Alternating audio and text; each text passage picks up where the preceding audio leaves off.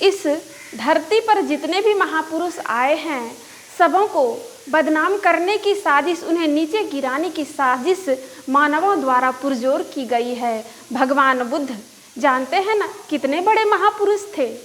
उनके बलबूते पर, उनके विचारों के आधार पर एक कितना बड़ा धर्म तैयार हो गया। लेकिन एक बार की बात है, भगवान बुद्ध की सभा चल रही थी, उनका सत्संग चल रहा था।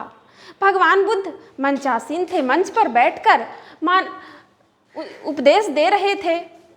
और अचानक होता क्या है, उनका एक शिष्य उसी सभा से उठकर खड़ा हो जाता है और पूछता है, भगवान, हमारे बगल में जो अचीरवती नदी है, मैंने सुना है, ऐसा कहा जाता है कि सुबह ब्रह्म मुहूर्त में उसका गति, हमेशा वह नदी चलते रहती है, लेकिन ब्रह्म मुहूर्त में उसकी गति रुक जाती है। तो भगवान बुद्ध ने कहा, भंते, ऐसा तभी होता, ऐसा उनके लिए होता है जो मनुष्य वर्तमान में जीता है। और अचानक एक महिला उसी सभा से उठकर खड़ी हो जाती है और कहती है, भगवान, आप कहते हैं वर्तमान में जीने के लिए, और मेरे पेट में जो आपका बच्चा पल रहा है, उसे वर्तमान में कैसे आप उसका क्या पहचान देंगे? समझ लीजिए, उनको बदनाम करने की साजिश हो रही है। उनको बदनाम करने के लिए ब्राह्मणों ने उस महिला को भेजा था कि जाओ तुम उनका शिष्य बनो और उनको बदनाम करो। भरी सभा में जब वह महिला इस अपने विचार को, ऐसे अपने गंदे विचार को रखती है, तो धीरे धीरे सभा के सभी व्यक्ति वहाँ से चले गए। भगवान बुद्ध अकेले बचे। सभा में राजा प्रसेनजीत भी शामिल थे। उनके राजा, मंत्री, सिपाही, दास दासियाँ, रानी सब मौजूद थी। सभी धीरे धीरे अपने घर को चले गए। इस वक्तव्य को सुनकर, उस महिला की गंदी हरकत को देखकर किसी को वहाँ रहा नहीं गया। वह सत्संग अचानक बंद हो गया। भगवान बुद्ध की चारों तरफ बदनामी हो गई, और बदनामी ऐसी हुई कि जब भिक्षुगण किसी के दरवाजे पर भिक्षा मांगने जाते तो लोग मुख मोड़ लेते। एक अन्न के लिए भगवान बुद्ध के शिष्यगण तरसने लगे। और होते होते यह बात जब पूरी प्रजा में यह बात फैल गई, तो प्रजाओं के दबाव के कारण, नहीं चाहते हुए भी, राजा प्रसेनजीत को अनमने ढंग से उस महिला के बारे में पता लगाने का आदेश दिया गया राजा के द्वारा। क्योंकि हुआ ऐसा कि जब वह महिला उस सत्संग में जैसे ही अपने विचार को रखी, अपने बात को रखी, उसके अगले दिन ही उस महिला की हत्या हो गई।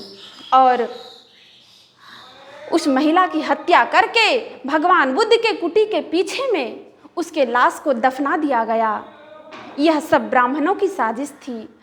राजा प्रसेनजीत के द्वारा, उनके सिपाहियों के द्वारा अनमने ढंग से, नहीं चाहते हुए भी उस महिला की खोज करवाने का आदेश दिया गया। सभी सिपाहीगण उस महिला को खोजने के लिए निकले, और खोजते ढूंढते एक जगह 2-3 व्यक्ति जो कि नशे में धुर्त थे, नशे में ही वो लोग बोल रहे थे कि उस महिला को मारने में जो रुपया मिला है, जो धन हमें मिला है, उसका आधा हिस्सा मुझे चाहिए, क्योंकि मैंने उसे मारा है।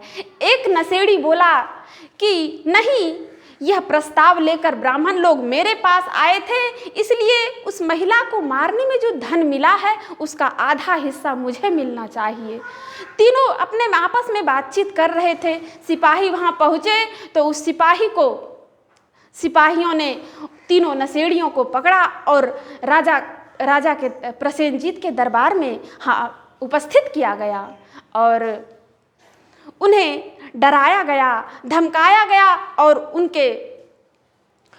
उनको पूछा गया कि यह साजिश किसकी है, किसने तुम्हें उसे मारने कहा था, उस महिला को किसने तुम्हें मारने कहा था।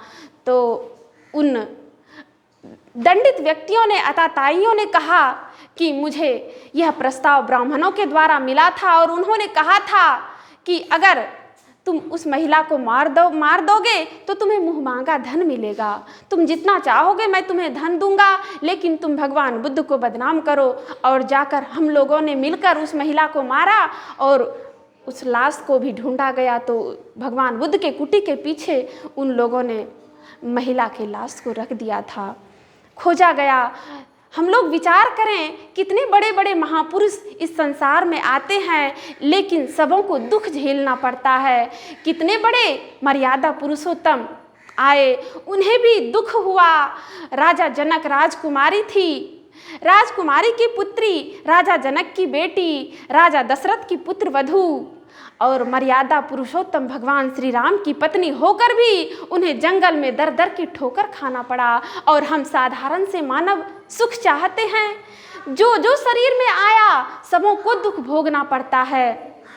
यह संसार दुखालय है और इसी संसार में रहकर हमें अपना काम भी बनाना है। यह संसार सराय चला, एक आवत है एक जाता है। पंडित जोगी सिद्ध सूरमा कोई रहन नहीं पाता है।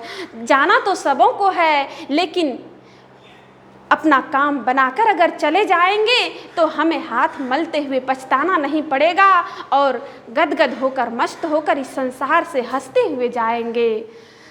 और जो जिस काम के लिए यह मनुष्य का शरीर मिला है, उस कार्य को हम लोगों को पूरा करने का जितना जल्द हो सके प्रयास करना है, क्योंकि समय हम लोगों के पास बहुत कम है, वक्त नहीं है। ऐ वीरो अब गाफिल होकर सोने का, बिंदु राह से निकल बहादुर तब मंडल टपना होगा।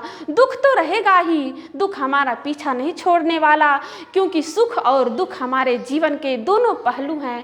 कभी सुख तो कभी दुख होना ही है, ये तो निश्चित है, क्योंकि हम इस झूठे संसार में हैं और झूठी वस्तुओं को पाकर हम चाहें कि हम शाश्वत सुख को प्राप्त कर लें तो ऐसा हो नहीं सकता।